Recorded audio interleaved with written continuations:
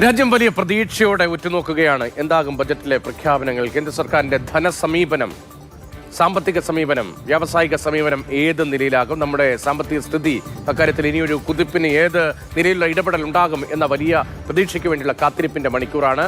കേന്ദ്ര ബജറ്റ് ഇന്ന് പാർലമെന്റിൽ അവതരിപ്പിക്കാൻ പോകുന്നു. മോദി സർക്കാരിന്റെ മൂന്നാം ബജറ്റ് രാവിലെ 11 മണിക്ക് ധനമന്ത്രി നിർമ്മല സീതാരാമൻ പാർലമെന്റിൽ അവതരിപ്പിക്കും. ബജറ്റ് അവതരണത്തിനായി രാഷ്ട്രപതി ഭവനിൽ എത്തി നിർമ്മല സീതാരാമൻ അനുമതി തേടി.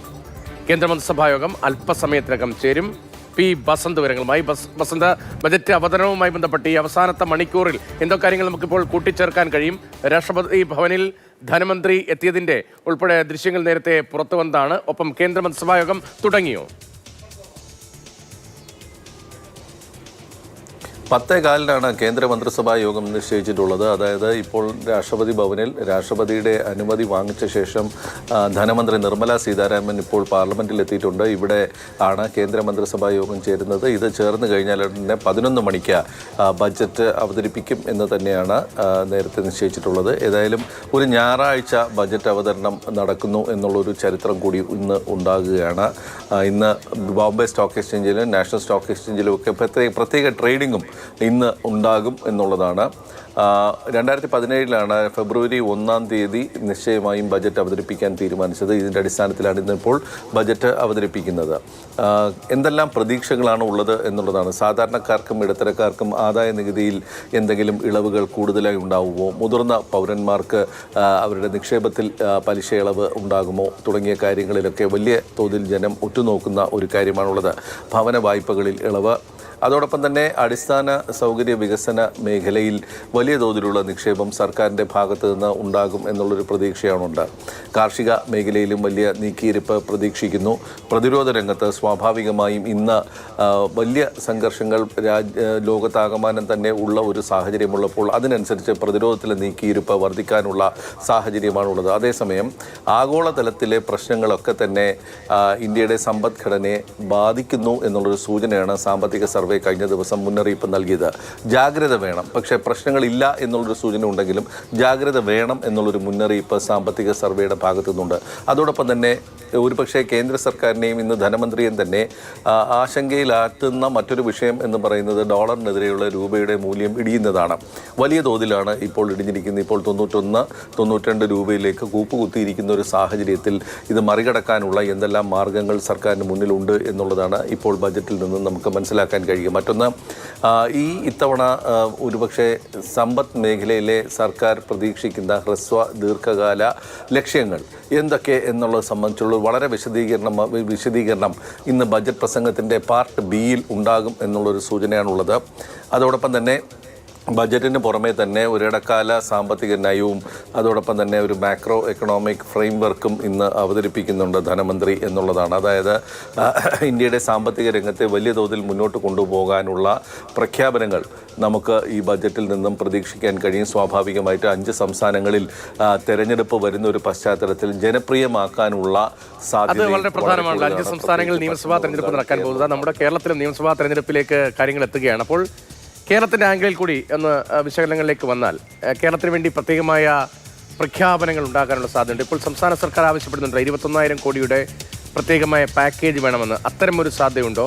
മാത്രമല്ല, ഈ ബജറ്റിന് ഒപ്പം ധനകാര്യ കമ്മീഷൻ ശുപാർശകളിൽ കേരളത്തിന് അടുത്ത 5 വർഷം എത്ര വിഹിതം, ഈ വിഹിതം ഉയർത്തണമെന്ന ആവശ്യം കൂടിയുണ്ടല്ലോ. ഇപ്പോൾ കേന്ദ്രത്തിന് സമർപ്പിച്ചിരിക്കുന്ന മെമ്മോറാണ്ടത്തിൻ്റെ വിഹിതവുമായി ബന്ധപ്പെട്ട ആ റേഷ്യോ വെച്ചിട്ടാണല്ലോ സംസ്ഥാന ബജറ്റ് തയ്യാറാക്കിയതെന്ന് സർക്കാർ ഉൾപ്പെടെ വിശദീകരിക്കുന്നത്. അങ്ങനെയെങ്കിൽ കേന്ദ്രത്തിന് പരിഗണന കിട്ടിയില്ലെങ്കിൽ സംസ്ഥാന ബജറ്റിലെ പ്രഖ്യാപിച്ച പല പദ്ധതികളും നടപ്പാക്കാൻ കഴിയാത്ത സ്ഥിതിയും ഒക്കെ ഉണ്ടാകുമല്ലോ. കേരളത്തിൻ്റെ ആംഗിളിൽ എന്തൊക്കെ പ്രതീക്ഷ വെക്കണം ബസന്ത?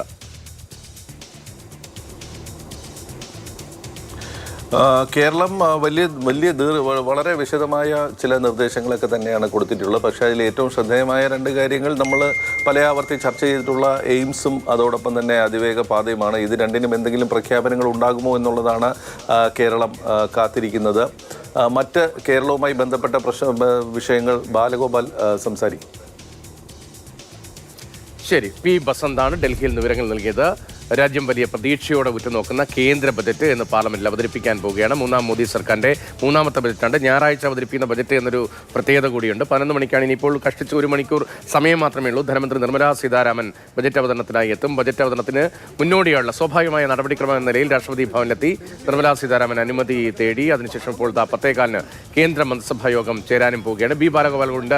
ബാലു, തിരഞ്ഞെടുപ്പിന് മുന്നോടിയായി നടക്കുന്ന കേന്ദ്ര ബജറ്റ് അവതരണം കേരളം വലിയ പ്രതീക്ഷയിലാണ്. മാത്രമല്ല, കേരളത്തിന്റെ വിഹിതം വർദ്ധിപ്പിക്കണം, 24 കോടിയുടെ പ്രത്യേക പാക്കേജ് വേണം, അതുൾപ്പെടെയുള്ള ആവശ്യങ്ങൾ മുന്നോട്ട് വയ്ക്കുകയാണ്. അതിൻ്റെ എയിംസ് ചർച്ച ചെയ്യപ്പെടുന്നുണ്ട്.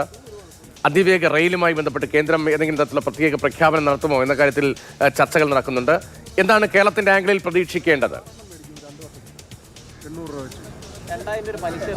നിർമ്മലാ സീതാരാമന്റെ ഇത്തവണത്തെ ബഡ്ജറ്റിൽ കേരളത്തിന് എന്ത് ലഭിക്കുമെന്നത് ഏറെ ആകാംക്ഷയുള്ള കാര്യമാണ്. കാരണം ഈ കഴിഞ്ഞ 8 ബഡ്ജറ്റുകൾ, പൊതു ബഡ്ജറ്റുകൾ അവതരിപ്പിക്കുമ്പോഴും ധനകാര്യമന്ത്രി നിർമ്മലാ സീതാരാമൻ ആ ബഡ്ജറ്റിന് ശേഷം തെരഞ്ഞെടുപ്പ് നടക്കുന്ന സംസ്ഥാനങ്ങൾക്ക് വാരിക്കോരി നൽകുന്ന ഒരു പ്രവണതയായിരുന്നു ഉണ്ടായിരുന്നത്. കഴിഞ്ഞ തവണ ബീഹാർ നിയമസഭാ തെരഞ്ഞെടുപ്പിന്റെ പശ്ചാത്തലത്തിൽ ബീഹാറിനെ സംബന്ധിച്ചിടത്തോളം വലിയ പ്രഖ്യാപനങ്ങളായിരുന്നു നിർമ്മലാ സീതാരാമന്റെ കഴിഞ്ഞ പൊതു ബഡ്ജറ്റിൽ ഉണ്ടായിരുന്നത്. സമാനമായ തോതിൽ ഇത്തവണ ബംഗാളിനും കേരളത്തിനും തമിഴ്നാടിനും പുതുച്ചേരിക്കും അസമിനും സംബന്ധിച്ചുള്ള നിർണായകമായ ചില പ്രഖ്യാപനങ്ങൾ ഈ ബഡ്ജറ്റിൽ ഉണ്ടാകുമെന്നാണ് കരുതുന്നത്. ഏറ്റവും ചുരുങ്ങിയത് ബംഗാളിനും ആസാമിനെയും സംബന്ധിച്ചിടത്തോളം ബി ജെ പിയെ സംബന്ധിച്ചിടത്തോളം അതിനിർണായകമാണ് ഈ 2 സംസ്ഥാനങ്ങളും. അതുകൊണ്ട് തന്നെ ഈ സംസ്ഥാനങ്ങൾക്ക് വാരിക്കോരി ഈ ബഡ്ജറ്റിൽ നിർമ്മലാ സീതാരാമന്റെ ഭാഗത്ത് നിന്ന് പ്രഖ്യാപനങ്ങൾ ഉണ്ടാകുമെന്നാണ് പൊതുവെ വിലയിരുത്തപ്പെടുന്നത്. കേരളത്തിനെയും സംബന്ധിച്ചും ചില പ്രഖ്യാപനങ്ങൾ പ്രതീക്ഷിക്കുന്നുണ്ട്. അതിൽ നേരത്തെ ബസന്ത് പറഞ്ഞതുപോലെ തന്നെ എയിംസും അതിവേഗ റെയിൽപാതയും വിഴിഞ്ഞത്തിന്റെ അനുബന്ധ വികസന പദ്ധതികളും സംബന്ധിച്ചുള്ള പ്രഖ്യാപനം ഉണ്ടാകുമോ എന്നതാണ് ഏവരും ഉറ്റുനോക്കുന്നത്. 29 ആവശ്യങ്ങളാണ് സംസ്ഥാന സർക്കാർ ഈ ബഡ്ജറ്റിൽ ഉൾക്കൊള്ളിക്കണമെന്ന് ആവശ്യപ്പെട്ടുകൊണ്ട് കേന്ദ്രത്തിന് കൈമാറിയിരിക്കുന്നത്. അതിലേറ്റവും പ്രധാനപ്പെട്ട കാര്യം സംസ്ഥാനത്തിന് ഒരു പ്രത്യേക സാമ്പത്തിക പാക്കേജ് അനുവദിക്കണമെന്നതാണ്.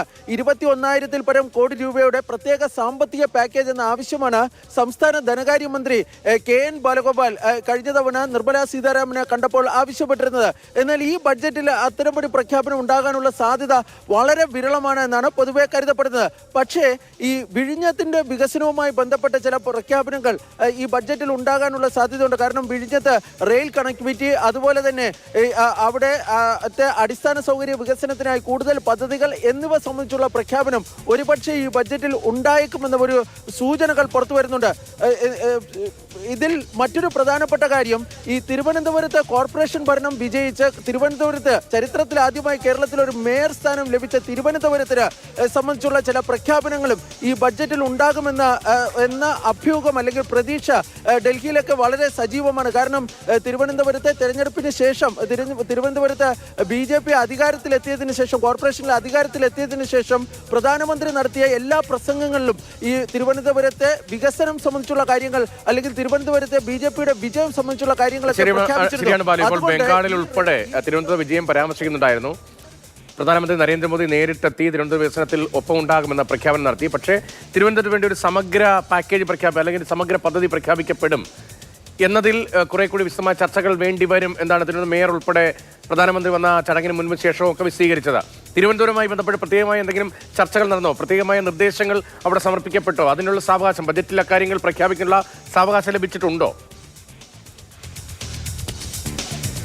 ഈ സംസ്ഥാന സർക്കാരിന്റെ ഭാഗത്ത് നിന്ന് അങ്ങനെ തിരുവനന്തപുരം കേന്ദ്രീകൃതമായ ഏതെങ്കിലും പദ്ധതികൾ കൈമാറിയതായി നമ്മളെ സംബന്ധിച്ച് വിവരമില്ല. കാരണം ഈ 29 ആവശ്യങ്ങളിൽ അത്തരമൊരു ആവശ്യം കടന്നുകൂടിയതായി നമുക്ക് അതുമായി ബന്ധപ്പെട്ട വിവരമില്ല. പക്ഷേ നഗരവികസന മന്ത്രാലയത്തിന്റെ കീഴിലുള്ള ഏതെങ്കിലും പദ്ധതികളിൽ ഉൾപ്പെടുത്തി തിരുവനന്തപുരത്ത് കോർപ്പറേഷന്റെ പരിധിയിൽ ഒരു വലിയ പദ്ധതി പ്രഖ്യാപിക്കാനുള്ള സാധ്യത ഉണ്ട് എന്നാണ് ഇന്ന് രാവിലെ പല നേതാക്കളും, അതായത് BJPയുടെ പല നേതാക്കളും ഒക്കെ സംസാരിക്കുമ്പോഴൊക്കെ പറയുന്നത്. അത് സംബന്ധിച്ച് ഉള്ള ആകാംക്ഷ ഇപ്പോഴും നിലനിൽക്കുന്നുണ്ട്. തിരുവനന്തപുരം ജില്ലയെ സംബന്ധിച്ച് പറയുകയാണെങ്കിൽ കാട്ടാക്കട ബ്രഹ്മോസിന്റെ നിർമ്മാണത്തിനായി ഒരു നിർമ്മാണ പ്ലാന്റ് ആരംഭിക്കുന്നതിനായി നേരത്തെ സംസ്ഥാന സർക്കാർ സ്ഥലം വിട്ടു നൽകുന്നതിന് വേണ്ടി തീരുമാനിച്ചിരുന്നു. DRDOയുടെ കീഴിലുള്ള ഈ പദ്ധതി സംബന്ധിച്ചുള്ള ഒരു പ്രഖ്യാപനം ഒരുപക്ഷെ ബഡ്ജറ്റിൽ ഉണ്ടാകാനുള്ള സാധ്യതയുണ്ട്. സംസ്ഥാനത്ത് ഒരു പ്രതിരോധ ഇടനാഴി, അതായത് പ്രതിരോധ സാധന സാമഗ്രികൾ നിർമ്മിക്കുന്നതിന് വേണ്ടി ഉള്ള ഒരു ഇടനാഴി സംബന്ധിച്ചുള്ള ഒരു ആവശ്യവും സംസ്ഥാനം മുന്നോട്ട് വെച്ചിട്ടുണ്ട്. അതിൽ ഉൾക്കൊള്ളിച്ചുകൊണ്ട് ഈ ബ്രഹ്മോസ് റോഡ്സിന്റെ പദ്ധതിയുമായി ബന്ധപ്പെട്ട പ്രഖ്യാപനം ഉണ്ടാകുമോ എന്നതാണ് ഇനി അറിയേണ്ടതായുള്ളത്. നമുക്കറിയാം, കഴിഞ്ഞ കുറേ ദിവസങ്ങളിലായി കേരളത്തിൽ ചർച്ച ചെയ്യപ്പെടുന്ന വിഷയമാണ് റെയിൽവേ വികസനം. ഇ ശ്രീധരന്റെ നേതൃത്വത്തിൽ ഈ അതിവേഗ പാതയ്ക്കുള്ള ബന്ധപ്പെട്ട ചർച്ചകൾ നടക്കുന്നുണ്ട്. അതുമായി ബന്ധപ്പെട്ട കേന്ദ്ര സർക്കാരിന്റെ പ്രഖ്യാപനം ഈ ബഡ്ജറ്റിൽ ഉണ്ടാകുമോ എന്ന കാര്യവും കാത്തിരുന്ന് കാണേണ്ടതാണ്. വളരെ പ്രധാനമാണ്. കേരളത്തെ സംബന്ധിച്ച് കഴിഞ്ഞ കുറച്ചു കാലമായി കേരളയിലുമായി ബന്ധപ്പെട്ട സിൽവർ ലൈനുമായി ബന്ധപ്പെട്ട ചർച്ചകളായിരുന്നു. അതിനു മുൻപ് ഉമ്മൻചാണ്ടി സർക്കാരിന്റെ കാലത്ത് തിരുവനന്തപുരം, കോഴിക്കോട് നഗരങ്ങൾ കേന്ദ്രീകരിച്ച് മോണോറെയിൽ ചർച്ചകളുണ്ടായിരുന്നു. അതിനിടയിൽ മെട്രോയുടെ ചർച്ചയും വന്നിരുന്നു. കൊച്ചിയിൽ മെട്രോ പദ്ധതിയുമായി ബന്ധപ്പെട്ട ചർച്ചകൾ, തുടർന്ന് മെട്രോ യാഥാർത്ഥ്യമാവുകയും ചെയ്തു. ഇപ്പോൾ നമ്മുടെ യാത്രാവേഗം അത് കൂട്ടേണ്ടത് അനിവാര്യമാണ് എന്ന് പൊതുസമൂഹമാകെ എല്ലാവരും ഒരേ സ്വരത്തിൽ പറയുമ്പോഴും ഭൂമി ഏറ്റെടുക്കൽ ഉൾപ്പെടെ വലിയ പ്രതിസന്ധിയായി നിലനിൽക്കുകയും ചെയ്യുകയാണ്. അപ്പോൾ ട്രാൻസിറ്റ് ട്രെയിൻ മോഡലാണോ, അതോ സംസ്ഥാന സർക്കാർ മുന്നോട്ട് വയ്ക്കുന്ന മോഡലാണോ, അതോ ഇ ശ്രീധരൻ മുന്നോട്ട് വയ്ക്കുന്ന അതിവേഗ റെയിലാണോ? ഇക്കാര്യത്തിലൊക്കെ വലിയ ചർച്ചകൾ നടക്കുകയാണല്ലോ. അതുമായി ബന്ധപ്പെട്ട പ്രഖ്യാപനം ഉണ്ടാകും എന്ന് എത്രത്തോളം പ്രതീക്ഷിക്കണം? രതീഷ്, ഇത് സംബന്ധിച്ചുള്ള ആകാംക്ഷ, അതായത് സംസ്ഥാനം ഒരു നിലപാട് പറയുന്നു, ഇ ശ്രീധരൻ മറ്റൊരു നിലപാട് പറയുന്നു. കേന്ദ്രം ഇതുവരെയും ഇതുമായി ബന്ധപ്പെട്ട നിലപാടുകൾ വ്യക്തമാക്കിയിരുന്നില്ല. കഴിഞ്ഞ ദിവസം ഈ അശ്വിനി വൈഷ്ണവിന്റെ ഒരു ചടങ്ങിൽ നമ്മൾ പോയിരുന്നു. ആ സമയം ഈ റെയിൽവേ മന്ത്രിയുമായി സംസാരിക്കുമ്പോൾ അദ്ദേഹം പറഞ്ഞത് ബഡ്ജറ്റ് കഴിയട്ടെ, ബഡ്ജറ്റിൽ നിങ്ങളുടെ എല്ലാ സംശയങ്ങൾക്കും മറുപടി ഉണ്ടാകുമെന്നായിരുന്നു അദ്ദേഹം പറഞ്ഞിരുന്നത്. സ്വാഭാവികമായും ഈ കേരളത്തിലെ റെയിൽവേയുമായി ബന്ധപ്പെട്ട ചില പ്രഖ്യാപനങ്ങൾ ഈ ബഡ്ജറ്റിൽ ഉണ്ടാകാനുള്ള സാധ്യതയുണ്ട്. ഒരുപക്ഷെ ഈ ശ്രീധരൻ പറയുന്നത് പോലെ, മെട്രോമാൻ പറയുന്നത് പോലെ ഒരു അതിവേഗ റെയിൽ പാതയ്ക്കാണോ ഉള്ള സാധ്യതയാണോ? അതല്ല, സംസ്ഥാന സർക്കാർ നേരത്തെ പറഞ്ഞത് നഗരവികസന മന്ത്രാലയത്തിന്റെ അനുമതിയോടെ ഈ റാപ്പിഡ് റെയിൽ സിസ്റ്റം അതിലേക്ക് പോവുകയാണോ? ഇതൊക്കെ സംബന്ധിച്ചുള്ള ഒരു അവ്യക്തത ഒരുപക്ഷെ ഈ ബഡ്ജറ്റ് പ്രസംഗത്തിലൂടെ നമുക്ക് നീങ്ങിയേക്കാനുള്ള സാധ്യതയുണ്ട്. റെയിൽവേ മന്ത്രി അശ്വിനി വൈഷ്ണവ് തന്നെ ഒരുപക്ഷെ ഇന്നോ നാളെയോ ഈ മാധ്യമങ്ങളെ കാണുന്നുണ്ട്. അതിൽ അദ്ദേഹം ഇതുമായി ബന്ധപ്പെട്ട കാര്യങ്ങളിൽ കൂടുതൽ വ്യക്തത വരുത്തുമെന്നാണ് കരുതപ്പെടുന്നത്. ഏതായാലും റെയിൽവേയുടെ ഈ പദ്ധതികൾക്ക് പുറമെ നിലവിൽ നടക്കുന്ന ഡബിളിംഗ് ആയി ബന്ധപ്പെട്ട ചില കാര്യങ്ങൾക്കും അങ്കമാലി ശബരി പാതയ്ക്കും ഗുരുവായൂർ തിരുനാവായ പാതയ്ക്കും ഉള്ള പണം സംബന്ധിച്ചുള്ള അല്ലെങ്കിൽ ഫണ്ട് സംബന്ധിച്ചുള്ള പ്രഖ്യാപനവും ഈ ബഡ്ജറ്റിൽ ഉണ്ടായേക്കുമെന്നാണ് കരുതപ്പെടുന്നത്.